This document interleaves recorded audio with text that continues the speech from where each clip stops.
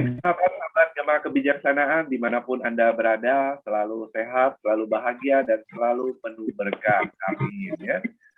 Malam hari ini kita kedatangan satu tokoh yang sangat luar biasa ya untuk mengisi acara kita malam hari ini.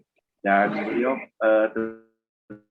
tentunya tidak asing lagi, kita sering dengar cerita-cerita kisah inspirasi yang pernah ditampilkan ataupun dari ini YouTube ya.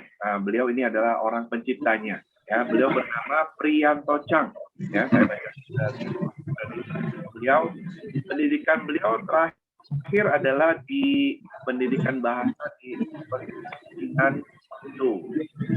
Lalu 91 kembali ke Indonesia dan berganti pekerjaan dan tidak meninggalkan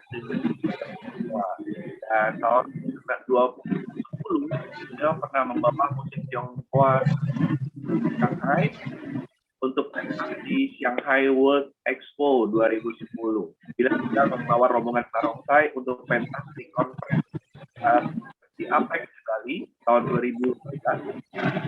Nah, akan video klip Mandarin yang memiliki positif. 2017 inspirasi kebaikan dibentuk dan menginspirasi jutaan manusia kebaikan, dan sampai saat ini beliau aktif di dalam webinar memberikan pendidikan tentang budaya Tionghoa. Pembicara kita malam hari ini Pak Priyanto Chang. Iya. Selamat malam semuanya, terima kasih atas kehadirannya, juga terima kasih buat Pak Hari untuk kesempatannya bisa bertemu kita di malam hari ini. Ya, sama-sama kita yang terima kasih nih Pak, mau dengar-dengar cerita dari inspirasi dari Bapak malam hari ini. Biar kita hidup tambah lebih baik, bisa tambah lebih maju lagi begitu loh Pak, karena kisah-kisah inspirasinya begitu Pak. Ya. Sebelumnya mungkin boleh cerita Pak Pri, barangkali cerita dari masa kecil gitu gimana Pak? Dari mana mungkin Bapak biar kita kenal lebih jauh gitu dari Bapak masa kecil seperti mana, atau dari datang merantau atau apa gitu kan? Ya, kalau baik kisah masa kecil, kisah masa kecilnya saya adalah dari Solo ya. Dari Solo, cuma di Solo itu ya paling sampai umur 6 lah ya, 6, karena begitu sekolah itu saya sudah dipindah ke Jakarta gitu, pindah ke Jakarta itu sekolah ya Jakarta. Terus pada saat sesudah SMA itu saya pergi ke Republik Rakyat Tiongkok, tepatnya di Guangzhou, Jinan ya. Di sana itu saya belajar bahasa Mandarin. Ya tahu sendiri pada saat zamannya saya itu kan bisa dibilang generasi yang hilang, yang tidak bisa bicara bahasa Mandarin sebetulnya loh ya. Cuma karena saya itu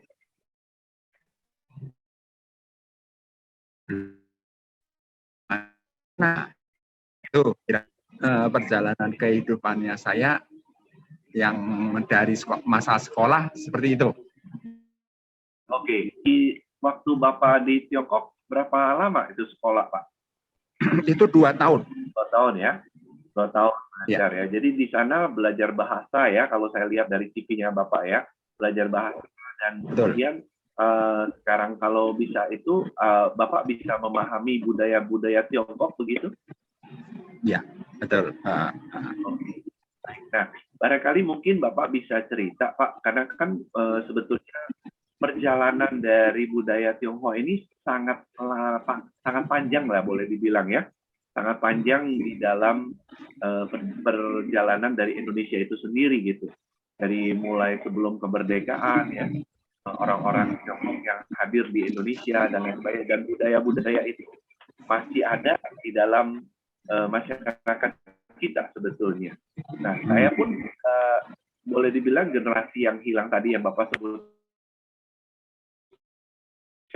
kalau boleh dibilang yang masih itu apa kayak itu wayang Pak? Atau mungkin yang lain-lain lain seperti apa gitu? Ya, jadi mengenai perjalanan budaya Tionghoa sendiri itu bisa dibilang seperti ini. Jadi memang pada saat dulu itu berjalan lancar ya sebelum masanya Orde Baru ya. Baru pada saat Orde Baru itu kan Presiden Soeharto membuat pelarangan kebudayaan Tionghoa apapun, termasuk huruf Mandarin ya. Tidak boleh huruf Mandarin di Indonesia juga. Nah, pada saat itu yang agak orangnya nyeleneh dan nekat, ya kan? Nah, pada saat dia jadi presiden, dia mencabut keputusan itu dan kita bisa sama-sama merayakan lagi Imlek. Nah, itu jasa dari Presiden Gus Dur. Oke. Jadi itulah sebabnya disebut Bapak Tionghoa Indonesia begitu ya. Ya. Oke. Setelah dengan zamannya Pak Gus Dur, berarti budaya Tionghoa mulai marak kembali begitu menurut Pak Prianto? Iya, mulai lagi bangkit kembali. Jadi barongsai mulai ada, terus gitu perayaan Imlek mulai ada, ya kan gitu. Terus gitu hari raya Imlek itu dimulai diliburkan pada masanya Pak SBY kalau nggak salah. Pak SBY itu yang mulai menyatakan bahwa Imlek libur. Nah, kalau di zamannya Ibu Megawati itu berdiri Majelis Tinggi Agama Konghucu. Jadi agama Konghucu diakui. Nah, itulah jadi sebuah proses yang satu persatu kembali lagi kebudayaan Tionghoa ini bangun lagi di negeri ini. Itu sesudah lama tidur. Gitu.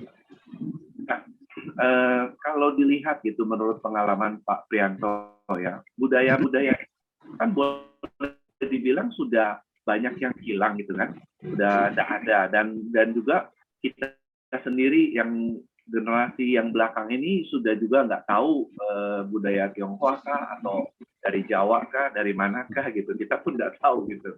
Kadang-kadang sudah orang tua sudah nggak ada pun ya nggak bisa cerita gitu karena sempat hilang itu waktu itu ya. Nah, menurut Pak Prianto, budaya-budaya itu apakah melekat itu membawa dampak bagi kehidupan masyarakat Tionghoa atau bagaimana Pak? Oh ya, jelas. Kebudayaan itu adalah sebuah sikap ya, sebuah sifat dari sebuah masyarakat. Gitu. Dia mewakili sikap masyarakatnya. Gitu. Dari budaya itu kita bisa melihat bahwa masyarakat Tionghoa ini sifatnya itu dinamis sekali ataukah masyarakat itu dari sistem budaya.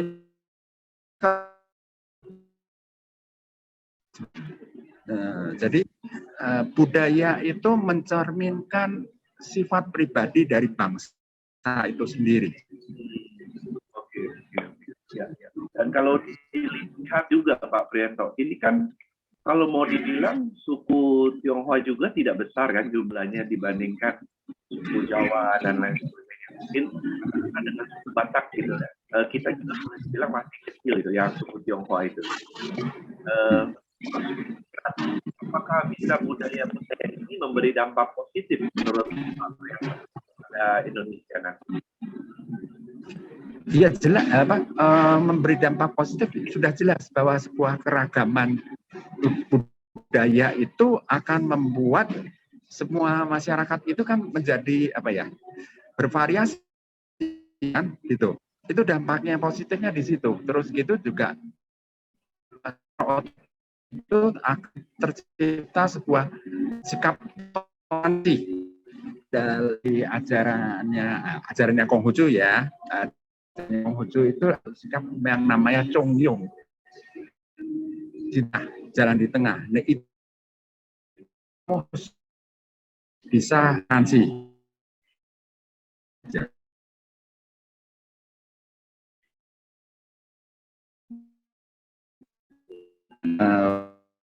budaya Indonesia itu luar biasa ya. Jadi kebudayaannya itu begitu kaya, bisa saya bandingkan dengan Tiongkok yang itu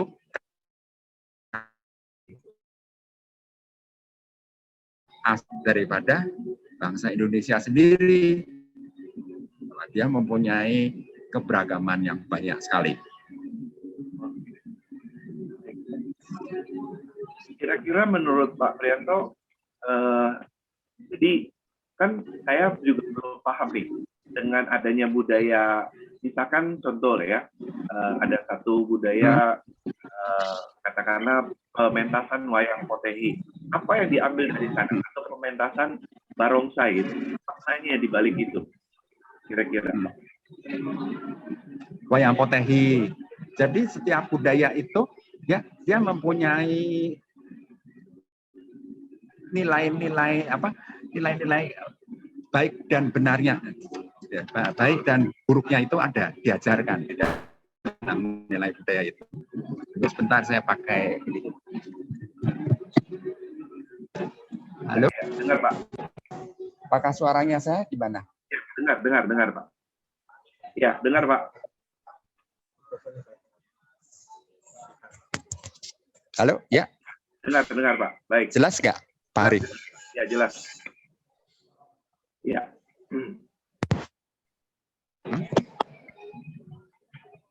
Jelas Pak. Sebentar. Ya.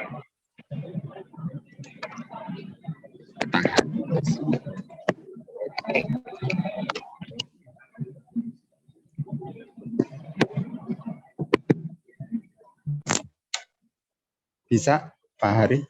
Bisa dengar Pak. Bisa. Ya. Halo? Ya, bisa dengar Pak. Bisa Pak. Bapak. Pak Hari bisa bicara? Ya, bisa. Bisa dengar Benar. Pak? Bisa suara saya? Oh ya. Ya, oke. Oke Pak. Ya, oke. Jelas ya sekarang. Oke. Ya. Oke, pertanyaannya ini Pak. Hal positif apa dari kebudayaan? Misalkan contoh, ada orang dulu saya pernah membaca menyelenggarakan pertunjukan wayang potehi, atau misalkan yang sering kita dengar budaya orang kalau itu bermain barongsai. Apa positifnya itu Pak bagi ini? Makna di balik itu apa itunya? Pertunjukan itu. Karakter. Jadi pertunjukan itu adalah untuk menunjukkan bahwa ada sebuah karakter bangsa yang masih ada. Suku ya, kan kalau di Indonesia berarti kan suku ya, suku Tionghoa. Jadi masih ada. Sebab kalau yang namanya barongsai itu hilang, wayang potehi itu hilang, akhirnya itu akan menjadi satu. Suku itu sendiri hilang. Gitu. Oke. Jadi selama ada barongsai, maka itu masih ada suku Tionghoa. Selama ada Chinatown, itu masih ada suku Tionghoa. Itu sebenarnya adalah sebuah jadi tandanya dari suku-suku itu tersendiri. Gitu. Oke. Seperti itu. Nah, dan itu kenapa orang-orang Tionghoa yang sekarang ada itu mereka sengaja untuk membangkitkan kembali wayang potehi. Potehi itu lama tenggelam ya. Wayang potehi itu. Terus gitu sekarang kan dibangkitkan lagi gitu.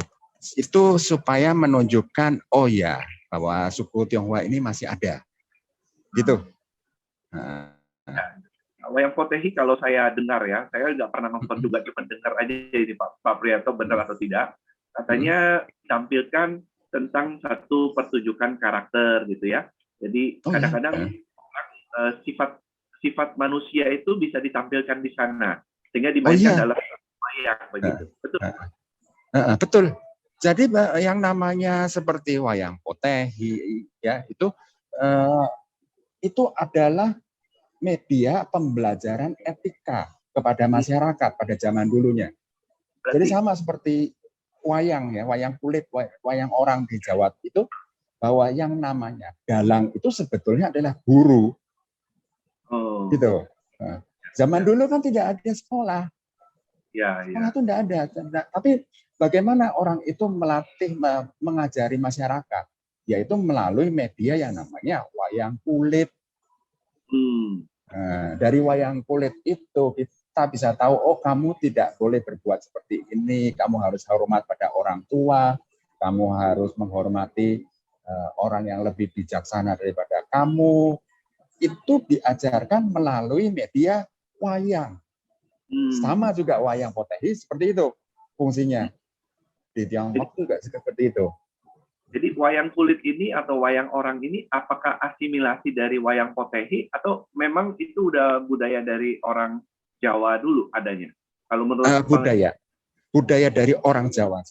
Nah, jadi itu dia datangnya hampir sama ya, sama yang di Tiongkok mulai berkembang juga. Wayang kulit juga ada di Tiongkok, tapi bentuknya berbeda. Gitu. Nah, wayang kulit di Indonesia mulai terbentuknya karena kebudayaan Hindu. Oh. Makanya kisahnya adalah Mahabharata, Ramayana, itu kan kisah-kisah Hindu semuanya. Ya, nah, jadi di zaman itu adalah dari India, pengaruh India yang membuat wayang kulit.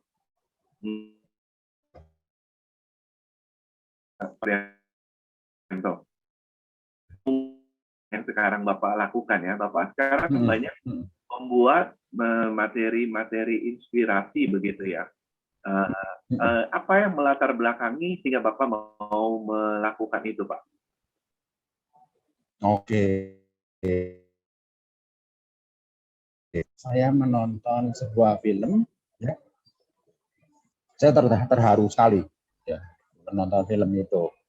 Nah, karena saya sangat terharu, saya berpikir juga ini film dalam bahasa Mandarin ya, itu filmnya itu seharusnya kalau diterjemahkan ke dalam bahasa Indonesia itu akan sangat berguna bagi orang-orang Indonesia gitu.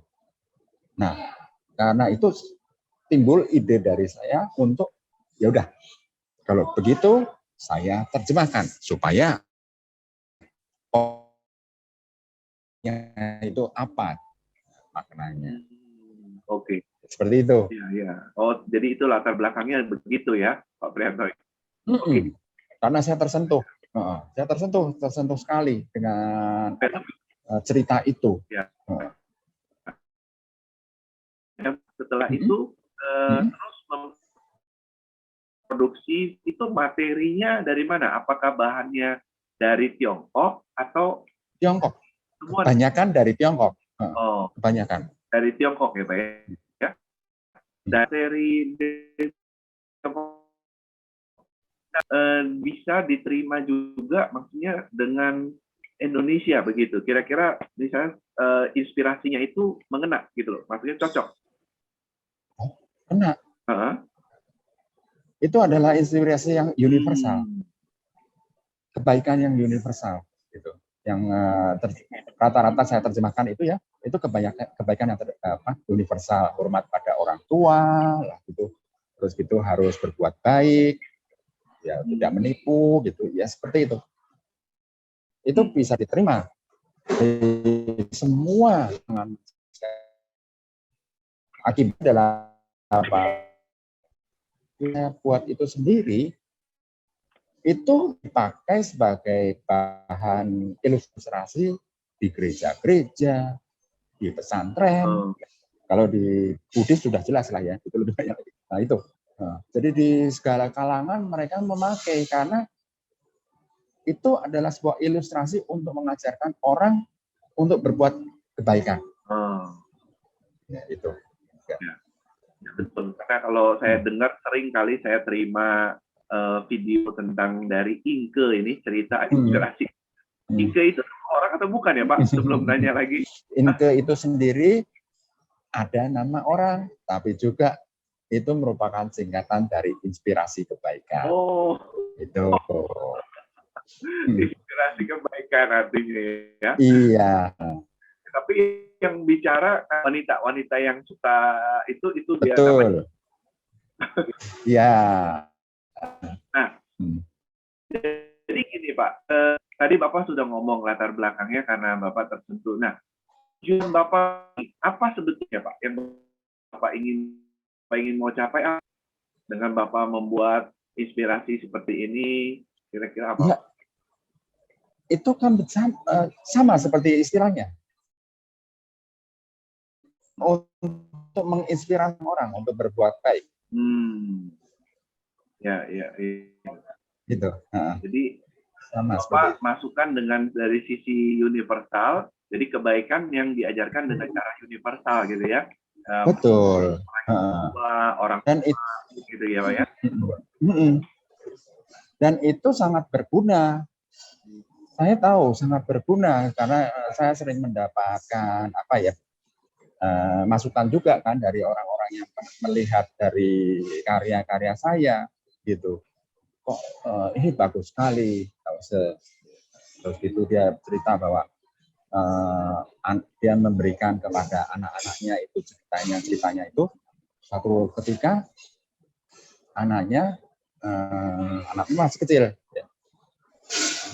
Dikasih anaknya biasanya tuh dia tidak peduli sama orang tua.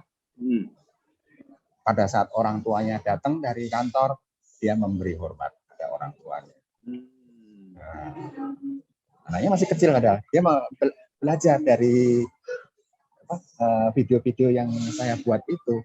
Oh ya, anak itu harus hormat pada orang tua itu sudah susah kerjanya untuk mencari uang. Nah, dia harus merasa dia juga harus melakukan hal itu kepada orang tuanya.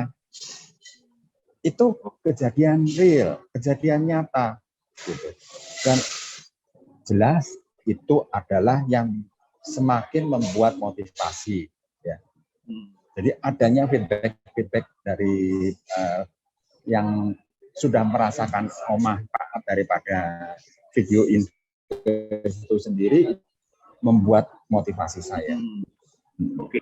Pak Prianto, untuk produksi itu dalam berapa hari sekali atau berapa minggu sekali dan berapa banyak itu Pak? Kalau sekarang sudah hampir tidak ada gitu.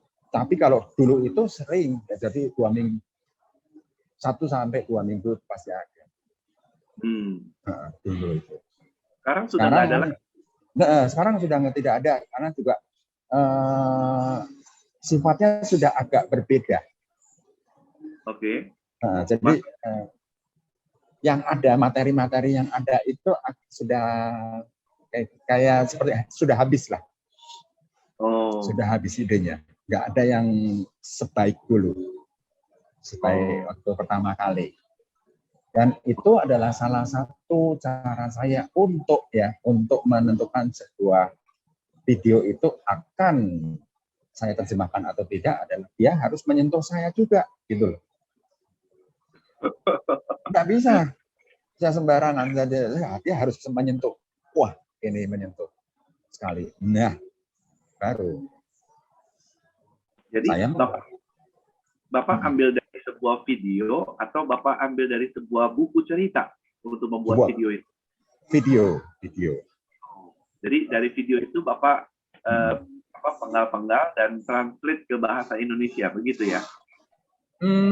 Kebanyakan sudah dipenggal sama mereka karena itu sudah jadi sebuah yang terbaiknya. Gitu. Kalau di Tiongkok sudah dijadikan penggalan-penggalan seperti itu. Jadi itu udah dari sananya sudah ada dalam di Tiongkoknya, dibeli dalam bentuk sudah jadi video itu gitu. Tinggal terjemahkan ke bahasa Indonesia gitu ya? Iya, saya tinggal terjemahkan ke dalam bahasa Indonesia gitu. Sekarang nggak ada lagi? Sekarang tidak ada yang, gimana ya? Nggak seperti dulu lagi gitu. Padahal kan video Bapak ini menggugah banyak orang. Betul. Kisah nyata Bapak bilang. Tidak seperti dulu bahwa ini sangat menyentuh, ini sangat menyentuh gitu. Jadi kalau dulu itu saya nangis loh pada saat melihat video itu, saya juga ikut nangis. Oh, begitu ya. Nah, itu parameter paling sederhana buat saya untuk, oh ini berharga video ini. Kamu nangis nggak sendiri? Kan gitu, seperti itu. Ya, ya. Jadi sama ini sudah berapa banyak yang diproduksi sama Pak Prianto? Yang Inke ini? 300-an ya. Oh, 300-an ya. Dan mulai tahun berapa itu, Pak? Itu yang kalau yang pendek-pendek itu sebelum Inke itu. Kalau zaman Inke berarti itu sudah 4 tahun yang lalu, 2017 mulainya. Nah, itu mulai namanya Inke. Kalau sebelum itu namanya adalah Guru Mandarin. Iya, saya pernah dengar itu pernah baca juga ya. Guru Mandarin.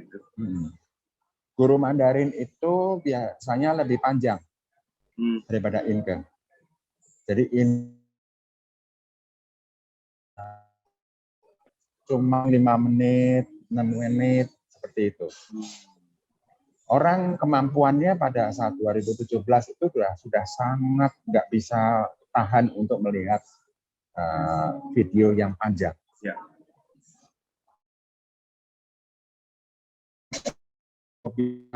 Fokus dalam suatu video lama itu makin berkurang. Begitu ya, Pak ya?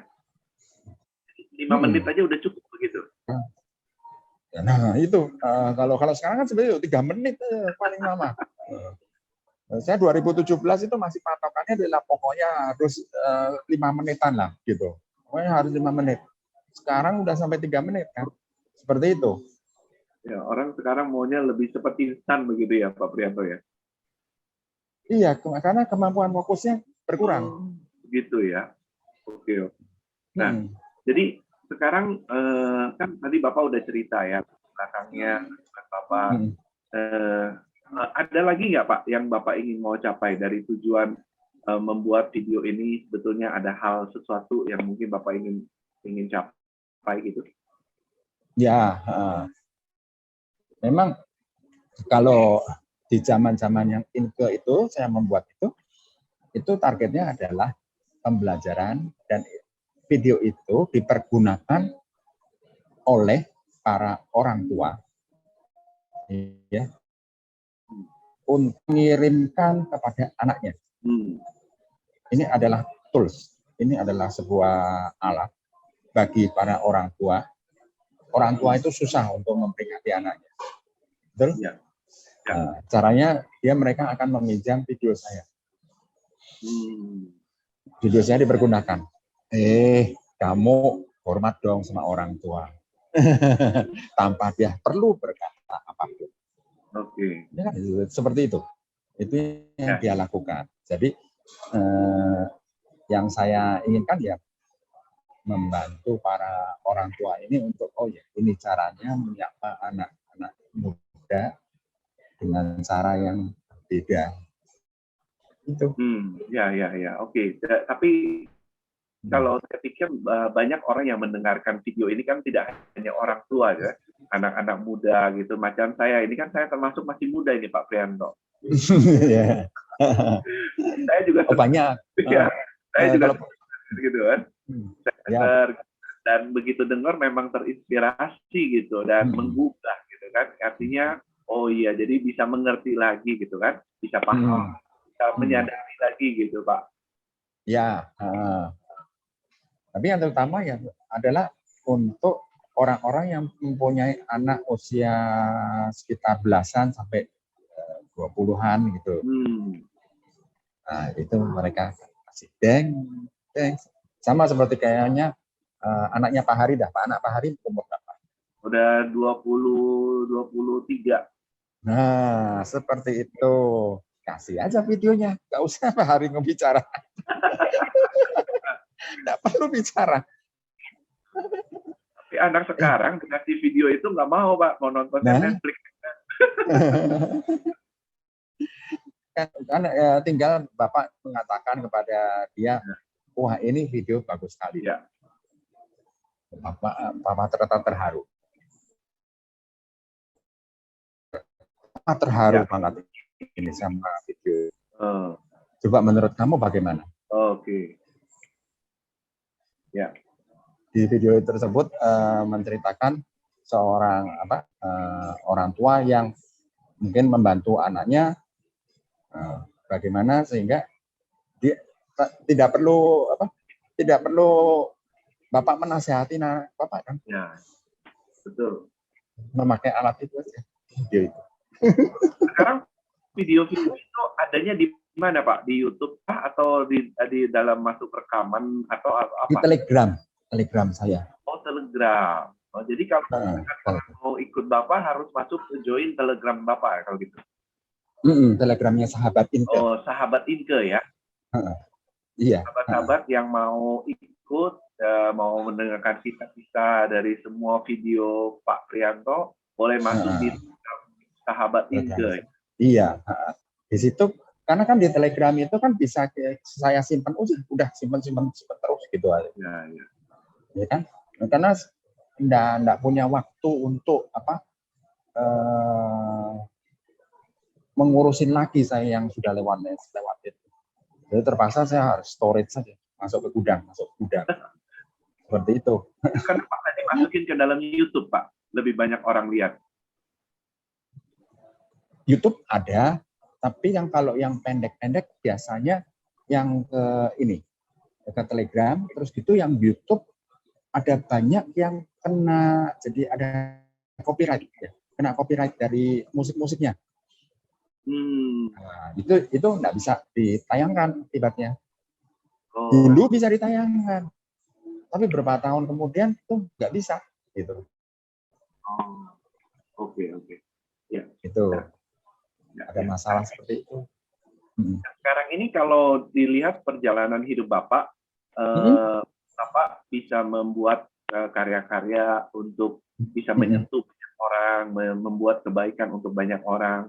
Apakah itu jalan hidup yang Bapak memang ingin capai atau bagaimana, Pak Priyanto? Mengalir saja ya. Mengalir saya. Kalau ketiban saya mengalir saja. Tidak terlalu target saya harus gimana, tidak. Kalau saya mengalir, ini rasanya adalah sesuatu hal yang harus saya lakukan, ya saya lakukan seperti itu. Oke. Kalau sekarang kegiatan Pak Priyanto lebih banyak apa? Jadi guru Mandarin atau apa ini? Lebih banyak ke ini kan, membuat webinar mengenai budaya Tionghoa. Oh, begitu. Setiap 2 minggu itu saya ada mengenai budaya Tionghoa.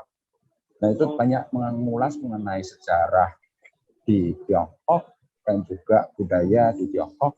Nah, itu. Oh, gitu ya. Wah, itu menarik sebetulnya. Tapi banyak buat orang yang agak tua yang tertarik, tapi kalau muda kan nggak tertarik karena itu memang budaya, budaya sejarahnya Tiongkok, sejarahnya. Oh, ini kenapa ada Kaisar Jin Shi Huang, terus gitu. Yang minggu depan itu saya akan mengupas mengenai terakota. Terakota itu ini patungnya yang di makamnya Jin Shi Huang, Kaisar Jin Shi Huang itu. Nah, itu ada misteri-misterinya. Nah, itu minggu depan saya akan mengungkapkan itu, gitu. Saya menceritakan itu. Ya, kegiatannya seperti itu, dan kegiatan di organisasi. Organisasi juga ada ya, Pak Priyanto ya. Caranya apa itu, Pak? Boleh tahu, Pak? Di PSMTI. Jadi kalau Bapak mau ikut seminar, webinar tentang budaya Tionghoa itu, apa Bapak punya IO sendiri atau bagaimana itu? Iya, kalau ada sih itu. Jadi tinggal masuk ke Inke yang di ini juga kan. Sahabat bukan yang di Sahabat Inke, tapi di Facebook Inke. Facebooknya Inke. Page Inke. Facebook page Inke itu kan 1,4 juta itu. Oh. Followersnya. Followersnya banyak sekali ya. Ya lumayan lah kalau yang Facebooknya. Karena Facebook yang paling tua, paling lama mulainya. Oh. Tapi kalau Yang YouTube-nya saya juga bahasnya pasti. Bukan YouTube, Instagram. Instagramnya saya, Instagram Prianto Chang, pasti saya kasih tahu. Oh, jadi bagi sahabat-sahabat kalau mau tahu tentang kegiatan bisa masuk di Instagram Prianto Chang ya. Iya. Ya. Facebook Inspirasi Kebaikan. Kebaikan. Oke, baik. Nah, ada hal lain nggak Pak Prianto yang mungkin dikerjakan sehingga sebetulnya kalau kita kenal Pak Prianto ini kan sebagai memang tokoh untuk cerita-cerita inspirasi yang sangat menginspirasi kita orang gitu, yang menginspirasi banyak orang. Jadi kalau saya sendiri ada dua sisi, ya. Selain yang sisi yang menginspirasi ini, inspirasi kebaikan ini, ada sisi budaya Tionghoa. Oke. Jadi budaya Tionghoa itu yang menjadi trademarknya saya lah, gitu ya. Trademarknya saya. Jadi kalau kamu mau bicara mengenai budaya Tionghoa ya ke saya gitu. Nah, saya juga saat ini aktif untuk membantu juga anak-anak yang dari Tiongkok ya. Dari Tiongkok itu mereka itu yang belajar bahasa Indonesia. Mereka belajar Indonesia, belajar. Tapi mereka tidak bisa ke Indonesia karena COVID. Ya kan? Nah, caranya bagaimana nih supaya mereka bisa belajar lebih baik ini? Saya carikan keluarga-keluarga di Indonesia, keluarga angkat. Nah, secara virtual mereka menjadi sebuah keluarga angkat virtual dengan keluarga Indonesia. Gitu ya. Jadi mereka ada tempat untuk mempraktekkan bahasa Indonesia. Dengan orang angkat itu ya. Tiongkok itu. Mereka bayar. Enggak. Juga. Itu kan saya mencari sekolah siapa yang mau nih. Mengangkat anak dari Tiongkok. Jadi paling enggak seminggu sekali ngobrol lah gitu dengan mereka. Jadi mereka ada sebuah tempat praktek. Itu aja. Simpel kan? Orang tuanya pun harus ngerti bahasa Mandarin dong. Kalau enggak kan nggak bisa. Oh tidak. Saya lebih menginginkan bahwa mereka tidak mengerti bahasa Mandarin. Karena apa? Dengan begitu anak-anak itu terpaksa belajar bahasa Indonesia. Jadi kalau ngomongnya nggak ada saling ngerti gimana itu Pak Prianto? Usahakan sendiri, cari bahasa Inggris seperti apa, gimana, pokoknya usahakan sendiri. Mereka adalah mahasiswa bahasa Indonesia. Tingkat 2.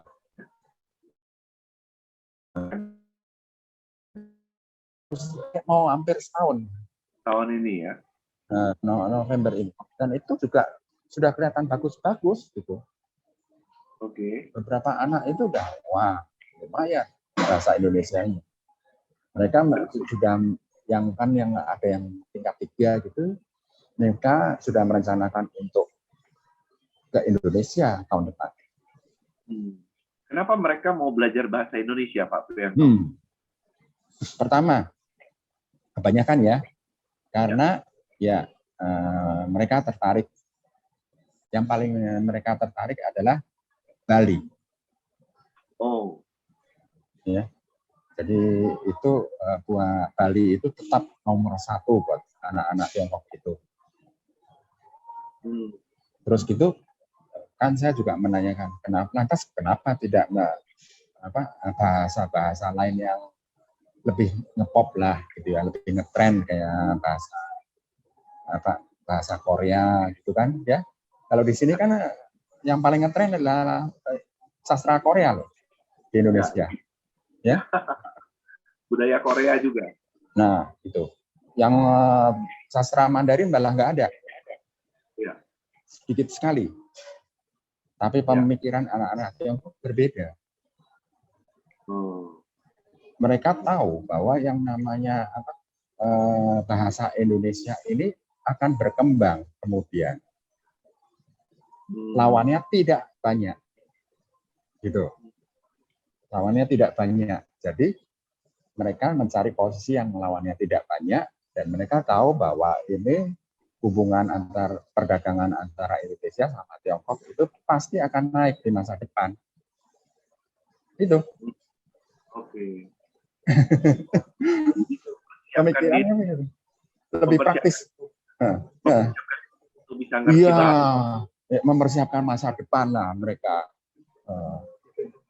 Mereka akan jadi anak-anak itu untuk biaya sekolahnya itu mereka utang dari negara yang satu saat mereka harus bayar kembali. Oh, begitu ya?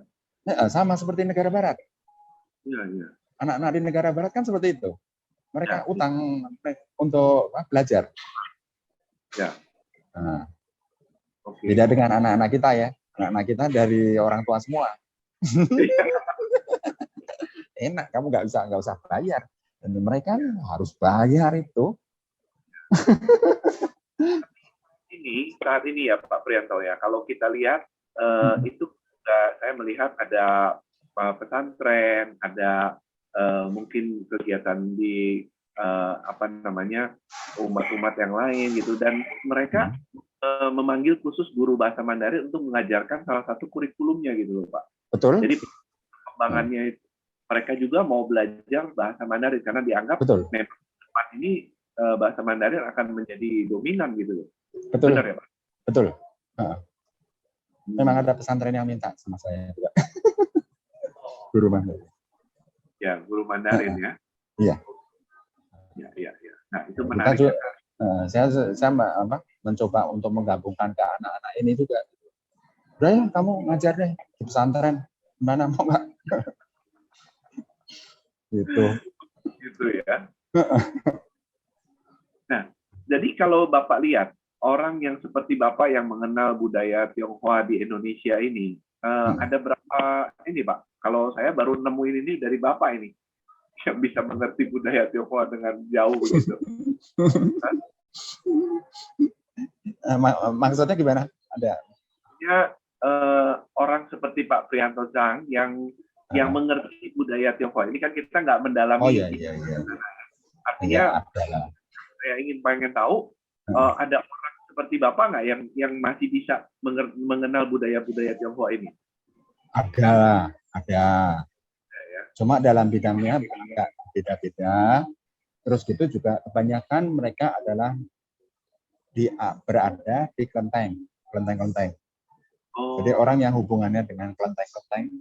Kelenteng adalah pusat budaya Tionghoa. Ya, jadi titik budaya Tionghoa di dalam masyarakat komunitas Tionghoa itu adalah yang namanya kelenteng. Dulu adalah itu tempat untuk keagamaan, betul. Tapi itu selama-lama kan itu berkembang menjadi tempat sosialisasi kan. Dari komunitas Tionghoa itu ketemu di kelenteng kan, saling menyapa di situ. Nah itu jadi pusat budaya di masyarakat Tionghoa adalah kelenteng. Oh, oke. Ya. Nah, jadi kembali ke dalam cerita-cerita yang tadi Bapak buat. Jadi Bapak apakah ada rencana berikut ini untuk menampilkan lagi atau bagaimana Pak ke depan ini Pak? Belum tahu apakah cara itu masih efektif atau tidak gitu. Karena ya saya juga punya waktu juga terbatas banget kan. Ya. Sudah sibuk? Sudah sibuk mengenai yang budaya Tionghoa ini. Pengembangan budaya Tionghoa ini juga sibuk untuk mempersiapkan macam-macam lah. Jadi saya kan juga berusaha untuk adanya sebuah titik temu budaya Tionghoa dengan budaya Indonesia gitu ya. Jadi membuat sesuatu yang menjadi hybrid antara dua budaya ini menjadi satu.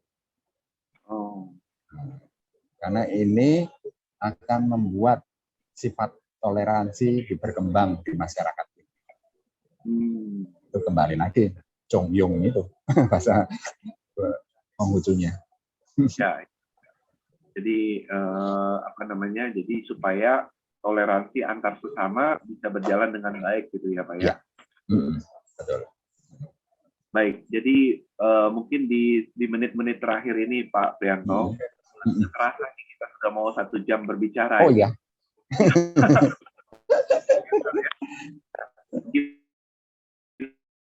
Rencana apa ke depan ini untuk buat Indonesia atau mungkin masyarakat Tionghoa atau apa gitu Pak? Barangkali kita mau dengar gitu. Punya rencana apa nggak Pak? Yang jelas itu saya akan membuat sebuah pertunjukan wayang beber, ya, wayang itu. Apa Pak? Itu nama istilahnya wayang beber. Wayang beber itu adalah wayang yang dilukiskan di dalam sebuah kain panjang itu dalangnya itu bercerita, ya, menceritakan tentang kisah di dalam gambarnya itu, tapi di dalam bahasa Mandarin. Karena kalau nggak bisa ngerti dong, nggak bisa lihat. Akan dibuat kedua versi, versi Indonesia, berarti memang pakai Indonesia buat untuk masyarakat Indonesia, tapi versi Mandarin adalah untuk saya nanti untuk bawa untuk memperkenalkan Indonesia, budaya Indonesia di Tiongkok. Nggak mungkin kita membawa sebuah kebudayaan itu sebelum kita terjemahkan gitu supaya mereka mengerti, nggak bisa. Tapi kalau kita terjemahkan Mandarin, mereka sangat mengerti. Itu. Apa wayang apa namanya Pak? Tadi Bapak bilang? Wayang beber. Beber ya? Belum pernah dengar. Iya, jarang. Memang jarang. Jadi ini bentuknya itu di Jawa Tengah. Bentuknya di wayang orang. Wayang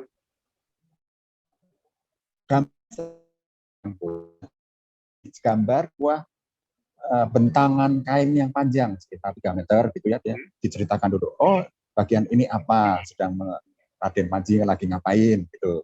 Nanti digeser lagi mengenai dia sedang pergi naik kuda ke gunung. Nah gitu. Jadi itu diputer-puter. Oke. Kainnya itu. Nah, itu istilahnya dibeber. Beber itu kan dibentang. Ya. Oke.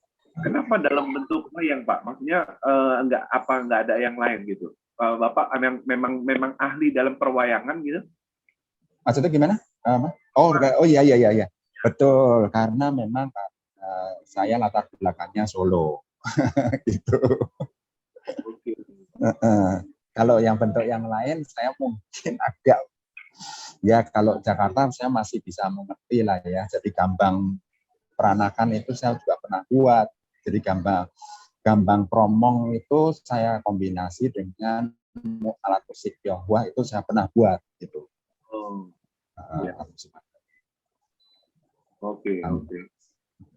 Ya. Oke, baik Pak Prianto. Menyenangkan sekali Pak. Jadi hari ini belajar sesuatu juga dari Bapak, hal-hal yang yang aneh. Di akhirnya Bapak ingin kasih closing statement atau kata-kata penutup apa gitu Pak untuk kita? Oke, ya penutupnya dari saya adalah bahwa sebuah kehidupan itu adalah sebuah kehidupan yang sementara. Makanya sebaiknya kita dalam kehidupan yang sementara ini bisa memberikan suatu kontribusi kepada masyarakat, ya paling enggak membuat dunia ini semakin lebih baik lah. Hal-hal yang sederhana, membantu orang, mungkin itu kelihatannya tidak ada artinya. Tapi kalau setiap orang melakukan hal itu ada artinya. Jadinya kan seperti itu. Kebaikannya jadi menyebar gitu ya Pak? Iya, betul. Oke, baik. Itu aja Pak Prianto. Ya. Baik, kalau begitu. Terima kasih Pak Prianto. Ya. Ya, sama-sama. Baik, sabar. Terima Gemah kasih. Kebijaksanaan, demikianlah yang kita sudah dengarkan dari Pak Priyanto Sang, seorang tokoh dari inspirasi kebaikan ya, yang sudah sering kita dengarkan video-videonya yang mungkin Anda pernah menonton ya, dari video-video tersebut yang mengandung inspirasi. Dan kita belajar sesuatu malam hari ini dari Pak Priyanto adalah dari hal yang kecil disebarkan kebaikan-kebaikan itu ya. Jadi supaya masyarakat kita, kehidupan kita di antara kita semua menjadi satu komunitas atau satu budaya yang memang budaya yang selalu bisa menolong satu dengan yang lain dan oleh antara semua. Di saat luar nanti kita perlukan ya, itu sangat kita perlukan untuk kehidupan kita di akan datang. Mungkin kita nggak merasakan lagi, tetapi anak cucu kita akan merasakan itu ya. Dan mulailah kita bangun dari saat ini gitu ya, dari diri kita masing-masing. Jangan tergantung dari pemerintah, jangan tergantung dari orang lain, tapi mulailah dari diri sendiri ya. Dari diri sendiri lakukan kebaikan-kebaikan yang bisa kita lakukan ya, untuk diri kita, lingkungan di sekitar kita, sehingga bisa membawa perubahan kepada negara kita dan bahkan dunia ini. Supaya kita bisa menjadi negara yang maju, budaya yang hebat, budaya yang kokoh ya, dengan beraneka warna, tetapi membawa budaya yang sangat luar biasa bagi kehidupan kita. Demikian sahabat-sahabat Gemah Kebijaksanaan, mudah-mudahan inspirasi malam hari ini bisa membawa Anda untuk terus menyuarakan kebaikan-kebaikan di dalam kehidupan. Dan kita akan terus membangun hidup menjadi lebih baik dan lebih baik. Kita akan berjumpa kembali minggu depan. Minggu depan kita akan berbicara tentang ini. Ada mungkin panitia bisa tampilkan? Ya. Pengaruh tulisan tangan di dalam kehidupan, terhadap kehidupan. Jadi kita akan belajar, ini seorang ahli grafologi ya, grafolog ya. Artinya dari tulisan tangan, ini kebetulan beliau jadi guru saya juga. Dari tulisan tangan kita bisa belajar orang itu bisa potensi sukses atau tidak. Dari tulisan tangan kita bisa tahu juga orang ini bisa jadi. Kita tahu juga orang ini bisa kena penyakit, mau jadi gila atau enggak, juga bisa dibaca. Nah, jadi sahabat-sahabat Gemah Kebijaksanaan, silakan Anda hadir minggu depan, belajar untuk bagaimana tulisan tangan itu mempengaruhi terhadap kehidupan. Kalau misalkan hari ini tulisan tangan Anda jelek, nah Anda nanti boleh konsul, ya, supaya diperbaiki. Ya. Kalau tanda tangannya tidak menuju kepada tanda tangan orang sukses, Anda bisa rubah. Sehingga tanda tangan Anda nanti berikutnya menuju kesuksesan. Nah, bukan sekedar ya, bukan sekedar omongan gitu ya, tapi adalah bukti nyata penelitian yang dilakukan. Jadi dari tanda tangan, dari tulisan tangan itu bisa membawa perubahan dalam kehidupan. Jadi silakan teman-teman, setiap minggu kita mengadakan acara ini di Gemah Kebijaksanaan. Silakan Anda follow Instagram kita Gemah Kebijaksanaan dan subscribe juga. Subscribe itu gratis, saudara-saudara. Jadi kalau ini bermanfaat, berikan juga kepada orang-orang di sekeliling kita supaya membantu orang-orang yang kita bisa tolong ya. Dengan hal yang kecil seperti Pak Priyanto tadi katakan ya, mungkin kita bisa membantu orang-orang yang membutuhkan gitu. Di samping itu juga kita punya yayasan, setiap saat kita memberikan donasi kepada saudara-saudara kita yang tidak mampu. Yayasan ini dibentuk untuk menolong mereka. Jadi kalau Anda ingin menyatukan energi bersama kita, silakan Anda bisa berdonasi berapapun nilainya, tidak masalah. Kita akan selalu berikan dari hasil donasi ini kepada saudara-saudara kita yang masih membutuhkan lah, ya, masih membutuhkan sehingga bisa mereka kehidupannya menjadi lebih layak, ya. Jadi silakan sahabat-sahabat Gemah Kebijaksanaan. Kalau Anda ingin menyatukan energi bersama kita, silakan Anda boleh berdonasi berapapun nilainya, itu terserah Anda. Ya, demikian sahabat-sahabat Gemah Kebijaksanaan, kita akan berjumpa lagi di Senin depan. Mudah-mudahan Anda terus mengikuti kegiatan ini dan terus bisa mendapatkan manfaat sehingga semakin lama semakin membangun hidup dengan lebih baik.